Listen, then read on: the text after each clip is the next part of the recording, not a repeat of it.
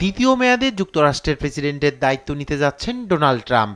দায়িত্ব গ্রহণের প্রথম দিনই কানাডা, মেক্সিকো ও চীনের ওপর বড় ধরনের শুল্ক আরোপ করবেন বলে জানান তিনি।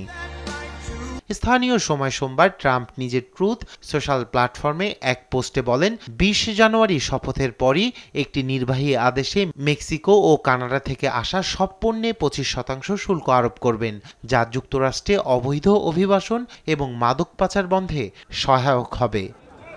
তিনি আরও বলেন, দীর্ঘদিনের এ সমস্যা সহজেই সমাধান করার অধিকার ও সক্ষমতা মেক্সিকো ও কানাডার রয়েছে, তবে এখন তাদের খুব বড় মূল্য দিতে হবে। উন্মুক্ত সীমান্ত নীতির বিরুদ্ধে ব্যবস্থা নেবেন বলেও জানান ট্রাম্প।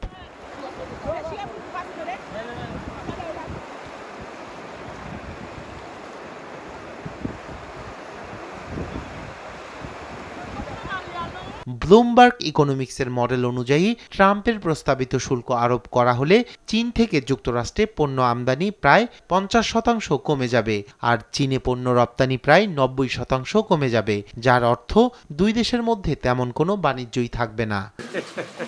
আর অন্য দেশগুলো পাল্টা শুল্ক আরোপ করলে মার্কিন রপ্তানি প্রায় ৬০% কমে যাবে।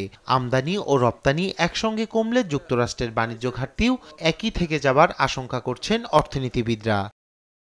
এদিকে বেইজিংকে উদ্দেশ্য করে আলাদা পোস্টে ট্রাম্প বলেন, ফেন্টানিল পাচারের সময় ধরা পড়া ব্যক্তিদের মৃত্যুদণ্ড কার্যকরের প্রতিশ্রুতি পালন করতে ব্যর্থ হয়েছে চীন। গেল বছর ফেন্টানিলের অতিরিক্ত ব্যবহারে প্রায় ৭৫,০০০ মানুষের মৃত্যু হয়েছে বলে ধারণা করছে যুক্তরাষ্ট্র প্রশাসন। এজন্য ফেন্টানিলের কাঁচামাল তৈরি বন্ধ করতে বাইডেন প্রশাসন বেইজিংকে চাপ দিয়ে আসছিল। যতক্ষণ না সিনথেটিক ওপিওড ফেন্টানিল পাচার বন্ধ করবে চীন, ততদিন দেশটির ওপর অতিরিক্ত ১০% শুল্ক আরোপ করা হবে বলে জানান ট্রাম্প। ফেন্টানিল নামের এই ড্রাগটির শক্তি মরফিন বা হেরোইনের চেয়ে ৫০ থেকে ১০০ গুণ বেশি। এর মাত্রাতিরিক্ত ব্যবহার অত্যন্ত বিপজ্জনক।